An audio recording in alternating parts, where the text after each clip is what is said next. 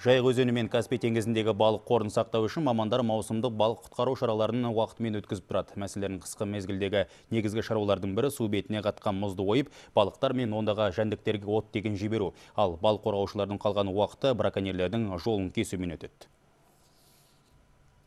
Өңірдегі балық шаруашылығымен айналысатын кооператив өкілдері көктем, жаз, күз айларында тынбастан балық ауласа, ал қыстың күндері үкі ойып, балықтардың өмір сүруіне қолайлы жағдай туғызады.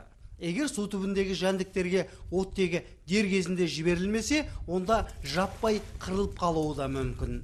Теңіздің тамағына дейін жер дамбы инспекциясына бөлініп берген 18 инспекция осы қызметкерлер бар біздің қарауымызда. Осы біздердің мақсатымыз осы мына жайық бойын кооперативтердің балық аулайтын тұстарын белгілеу, сондықтан соларды қарап отырамыз уақытында.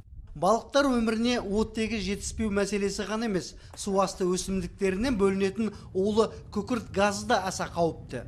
Сонымен қатар заңсыз балық аулаушы браконьерлерге қарсы күресте тоқтатылмайды. Өйткені браконьерлер үшін қыс, жаз деген маусымдық қиындық жоқ. Оларға тұсау салатын тек балық қорғаушылардың қырағы күзеті. Азаматтардың көбі біреу білет, біреу білмейді.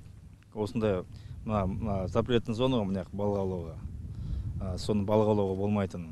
Соған кейбіреулер біліп шығып кетеді, біреу білмей шығып кетеді дегендей.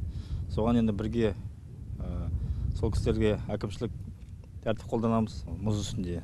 Су түбіндегі жәндіктерге оттегін жіберу ісінің нәтижесі аз уақыттан соң-ақ белгілі болады. Өйткені биылғы маусымда балықтың аз немесе көп болуы да осы міндеттерге тікелей байланысты болмақ.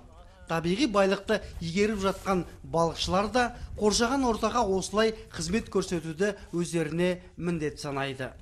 Бекен Әли Рахым, Әзілхан Уахитов, Амантай Мәтенов, Атырау облысынан.